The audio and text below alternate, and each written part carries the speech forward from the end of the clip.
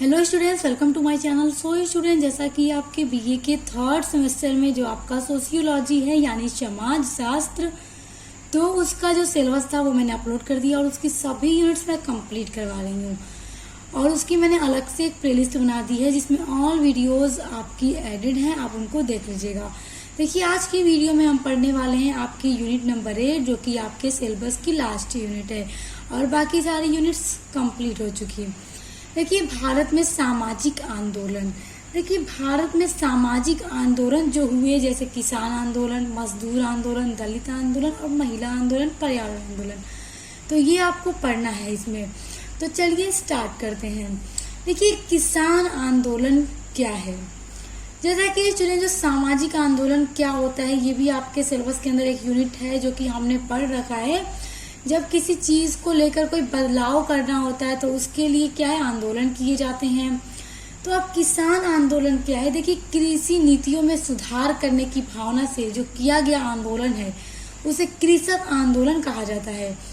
यानी कि कृषि की जो खेती की जो नीतियां हैं उनमें कुछ सुधार करने के उद्देश्य से जो भी आंदोलन किसानों के द्वारा किया गया उसे किसान आंदोलन या कृषक आंदोलन कहा जाता है।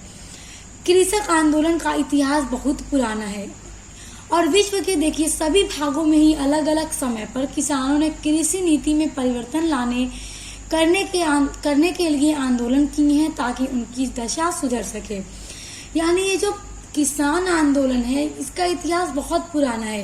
यानी विश्व के सभी क्षेत्रों में अलग अलग समय पर किसानों ने इस तरह के आंदोलन किए हैं कि उनकी जो दशा है उसमें सुधार हो सके। तो किसान आंदोलन क्या है, आई होप आप समझ गए होंगे। अब हम देखेंगे किसान आंदोलन जो हुआ उनका क्या कारण था, आंदोलन होने का कारण क्या था। पहला है किसान अत्याचार। देखिए, किसानों के ऊपर अत्याचार किया जाता था। आप ध्यान रखिएगा, हम ये आजादी के पहले के जो भी किसान आंदोलन हुआ है उसको पढ़ रहे हैं। देखिए, किसानों के ऊपर अत्याचार किया जाता था, जैसे कि अंग्रेजी साम्राज्य था हमारे भारत में और जमींदारी क्षेत्रों में जो किसानों को मनमानी, बेदखली और उच्च लगान, अवैध करारोपण का सामना करना पड़ा। यानी जो किसान थे उनको किन चीजों का सामना करना पड़ा, जैसे कि उनके ही कामों में बेदखली होती थी, जमींदारों की उच्च लगान लगाई जाती थी, ज्यादा से ज्यादा लगान उनसे वसूला जाता था, अवैध करारोपण, इन सभी के कारण क्या है कि किसानों को आंदोलन करना पड़ा ताकि इन सब चीजों से मुक्त हो सके। दूसरा है मजदूरी अधिक देने की मांग। देखिए, केरल, तमिलनाडु और आंध्र प्रदेश आदि राज्यों में हुए खेतिहार मजदूरों के आंदोलन तथा हड़तालों में उनकी प्रमुख मांग यह थी कि उनकी मजदूरी को बढ़ाई जाए। क्योंकि देखिए, किसानों से खेती कराई जाती थी और उनसे आधा से ज्यादा अनाज जो था वो जमींदार ले लिया करते थे और किसानों को बहुत कम मजदूरी दी जाती थी।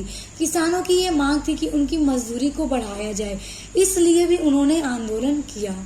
देखिए, तीसरा कारण है प्रतिकूल नीतियां। देखिए, ब्रिटिश सरकार की आर्थिक नीतियां जमींदारों और साहूकारों के पक्ष में थी। किसके पक्ष में थी? जो ब्रिटिश सरकार थी उनकी जो आर्थिक नीतियां थी वो जमींदारों और साहूकारों के पक्ष में थी तथा किसानों पर शोषण करती थी, किसानों पर अत्याचार करती थी। और इसी अन्याय के खिलाफ किसानों ने कई अवसरों पर विद्रोह भी किया। क्योंकि किसानों के साथ अन्याय किया जाता था तो किसानों ने इसका विद्रोह भी किया कि हम ऐसा नहीं करेंगे, हमारे ऊपर जो शोषण किया जा रहा है, तो किसानों ने इसके प्रति आंदोलन भी किए। तो यही कुछ कारण थे जिसके कारण आंदोलन किए गए।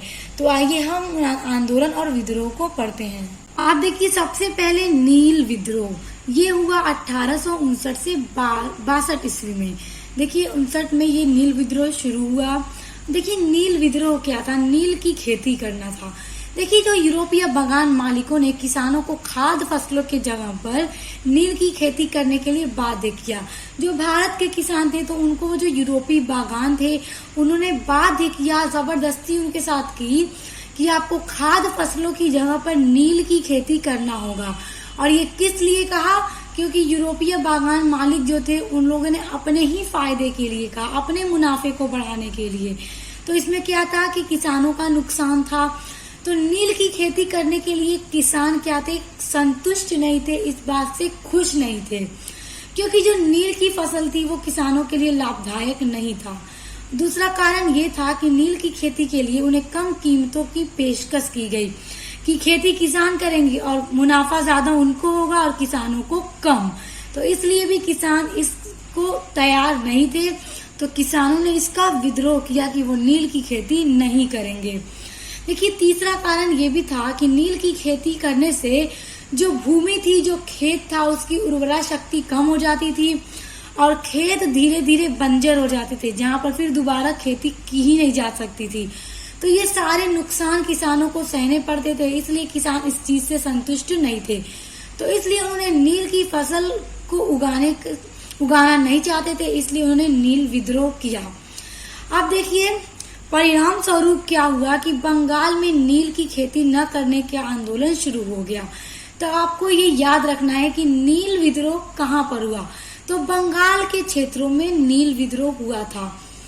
और देखिए इसके जो नेता थे, जिनके नेतृत्व में नील विद्रोह किया गया, दिगंबर विश्वास और विष्णु विश्वास, ये दोनों भाई थे। इन्हीं के नेतृत्व में नील विद्रोह किया गया था, यही इस नील विद्रोह के नेता थे। और उसके अलावा देखिए एक बंगाली लेखक और नाटककार दीनबंधु मित्र थे। उन्होंने एक नाटक लिखा नील दर्पण, जिसमें उन्होंने नील के जो किसान थे, जो इस दुर्दशा में फंसे थे, उनकी दुर्दशा को दिखाने की कोशिश इसमें दीनबंधु मित्र ने की है। तो एक प्रश्न आ जाता है कि नील जो फसल थी, तो उसमें जो किसानों की जो दुर्दशा थी उसको किस में दिखाया गया, तो नील दर्पण में दिखाया गया है। इसके लेखक हैं दीनबंधु मित्र। उसके अलावा देखिए उस टाइम हरीश चंद्र मुखर्जी, ये बंगाल के एक पत्रकार थे। उन्होंने अपने अखबार हिंदू पैट्रियट में भी नील किसानों की दुर्दशा का वर्णन किया है। और हरीश चंद्र मुखर्जी ने भी इस नील विद्रोह का ये जो आंदोलन हुआ था, तो उसमें बढ़ चढ़कर इन्होंने भी भाग लिया था। अब आ जाते हैं दूसरा आंदोलन जो हुआ, पाबना आंदोलन। ये 1873 ईस्वी से 76 ईस्वी तक चलता रहा।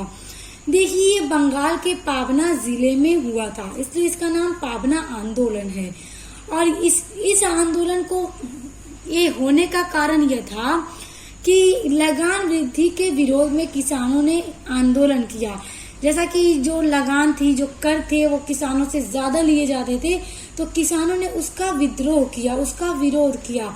तो इसलिए ये पाबना आंदोलन किसानों के द्वारा किया गया। तो आपको याद रखना है किस क्षेत्र में, तो बंगाल के पाबना जिला में ये आंदोलन हुआ था। उसके बाद तीसरा है तेभागा आंदोलन। देखिए तेभागा आंदोलन बहुत इम्पोर्टेंट है। देखिए ये आंदोलन भी बंगाल के क्षेत्र में 1946 ईस्वी में हुआ था। और इस आंदोलन के होने का कारण ये था कि जो किसान थे, उनका कहना ये था कि हम अपने अनाज का 2/3 भाग खुद रखेंगे और 1/3 भाग जमींदारों को देंगे। दरअसल जमींदार जो थे वो अनाज का आधा से ज्यादा भाग ले लिया करते थे, तो इससे क्या है कि किसानों का नुकसान होता था। तो इसलिए किसानों ने कहा कि हम 1/3 भाग ही सिर्फ जमींदारों को देंगे और 2/3 भाग हम खुद लेंगे। तो इस कारण भी किसानों ने ये आंदोलन किया। जिसके नेतृत्व में ये आंदोलन किया गया वो भवन सिंह थे, यानी इस तेभागा आंदोलन के नेता भवन सिंह थे। और देखिए इस आंदोलन का नाम तेभागा आंदोलन इसलिए पड़ा क्योंकि किसानों का कहना यह था कि हम 1/3 भाग ही जमींदार को देंगे, तो इसलिए तेभागा आंदोलन नाम पड़ा। तेभागा का मतलब 1/3 भाग, तो इसलिए इस आंदोलन का नाम तेभागा आंदोलन पड़ा। तो आपने ये याद रखना है कि ये कब हुआ, 1946 में बंगाल के क्षेत्र में हुआ। क्या कारण था? किसानों का कहना था कि हम 2/3 भाग खुद लेंगे और 1/3 भाग ही जमींदारों को देंगे। और जिसके नेतृत्व में ये तेभागा आंदोलन किया गया था वो भवन सिंह थे। तो आपको ये याद रखना है। उसके बाद देखिए तेलंगाना आंदोलन, तो ये 1946 में शुरू हुआ। 1951 ईस्वी तक ये जमींदारों के खिलाफ ये आंदोलन किसानों के द्वारा किया जाता रहा। देखिए यह आजादी से पहले आंदोलन शुरू हुआ था और आजादी के बाद तक ये आंदोलन चलता रहा। और देखिए एक प्रश्न आ जाता है कि वो कौन सा किसान आंदोलन है जो आजादी से पहले शुरू हुआ और आजादी के बाद तक चलता रहा। तो तेलंगाना आंदोलन जो 1946 से शुरू होकर 1951 तक चलता रहा। देखिए ये जो आंदोलन था तेलंगाना में हुआ, तेलंगाना के क्षेत्र में हुआ, तो इसका नाम इसलिए तेलंगाना आंदोलन पड़ा। और देखिए जो वर्ल्ड वार 2 यानी द्वितीय विश्व युद्ध हुआ था, उसके बाद जब दाम बढ़ रहे थे और किसानों से जबरदस्ती लगान वसूला जा रहा था, तो तभी किसानों के द्वारा एक विद्रोह किया गया कि वो लगान इतना ज्यादा नहीं देंगे क्योंकि दाम क्या है बढ़ रहे हैं, और फिर भी किसानों से जबरदस्ती लगान वसूला जा रहा था। तो किसानों ने इस आंदोलन को किया। और देखिए ये आंदोलन आजादी से पहले शुरू हुआ था, तो इसी कारण शुरू हुआ था, और बाद में भी जमींदारों के द्वारा किसानों से जबरदस्ती वसूला जा रहा था लगान, तो इसीलिए यह आंदोलन आजादी के बाद तक चलता रहा। तो आपने ये याद रखना है कि ये आंदोलन 1946 से शुरू होकर 51 तक चलता रहा। ये अब जो अगला आंदोलन है वो है मोपला आंदोलन। देखिए यह आंदोलन केरल के क्षेत्र में शुरू हुआ 1921 ईस्वी में। देखिए इस आंदोलन का कारण ये था कि मुस्लिम संप्रदाय के किसानों के द्वारा हिंदू संप्रदाय के जमींदारों के खिलाफ विद्रोह किया गया। देखिए जो किसान थे वो मुस्लिम संप्रदाय के थे और जो जमींदार थे वो हिंदू संप्रदाय के थे। तो किसान जैसे कि जमींदारों के द्वारा किसानों पे जो शोषण किया जा रहा था, तो इसी तरह हो रहा था। तो जो किसान थे उन्होंने क्या किया, विद्रोह किया। तो कि इस आंदोलन को लोगों ने सांप्रदायिकता का भी रूप देने की कोशिश की, लेकिन ये एक सांप्रदायिकता यानी एक धार्मिक आंदोलन नहीं था, ये एक किसान आंदोलन ही था। क्योंकि किसान जो थे वो मुस्लिम संप्रदाय के थे और जो जमींदार थे वो हिंदू संप्रदाय के थे। देखिए ये जो आंदोलन किया गया, उसके जो नेता थे, जब ये आंदोलन शुरू हुआ तो पहले तो इसका अली मुसलियार के द्वारा नेतृत्व किया गया। बाद में गांधी जी, शौकत अली, मौलाना अबुल कलाम आजाद ने मोपला सभाओं को संबोधित किया। तो इस तरह हम देख सकते हैं कि ये एक धार्मिक आंदोलन नहीं था, ये एक तरह का किसान आंदोलन ही था जो कि जमींदारों के खिलाफ किया गया था। और इसको आपने याद रखना है कि सबसे पहले इस मोपला आंदोलन का नेतृत्व किस नेता में किसने किया, तो अली मुसलियार ने। बाद में गांधी जी, शौकत अली, मौलाना अबुल कलाम आजाद ने भी इसका समर्थन किया। अब देखिए उसके बाद है पोनप्पा वायलार। तो देखिए ये 1946 में हुआ। तो देखिए इसका भी होने का यही कारण था कि लगान एवं कर में वृद्धि होने के कारण किसानों द्वारा ये आंदोलन चलाया गया। जो कि आंदोलन क्यों किसान कर रहे थे कि उनसे कर ज्यादा वसूला जा रहा था, लगान ज्यादा लगाई जा रही थी, जो कि किसानों ने इन्हीं सब को खत्म करने के लिए, कम करने के लिए तरह तरह के आंदोलन को चलाया। उसके बाद अगला है दक्कन विरोध। देखिए यह विरोध 1875 ईस्वी में हुआ था। तो देखिए मई और जून में महाराष्ट्र के पुणे, सतारा जिलों में किसानों ने कृषि संकट को बढ़ाने के खिलाफ विद्रोह किया। देखिए किसानों ने कृषि संकट को जो बढ़ रहा था उसी के खिलाफ विद्रोह किया था। कब किया था? मई और जून में। महाराष्ट्र के पुणे जिले में, सतारा जिले में और अहमदनगर जिले में भी ये आंदोलन हो रहा था। तो देखिए जो विद्रोह का एकमात्र उद्देश्य ये था कि जो साहूकार के कब्जे में बंधे फरमान और अन्य दस्तावेज थे उनको किसान प्राप्त करना चाहते थे और उन्हें नष्ट करना था।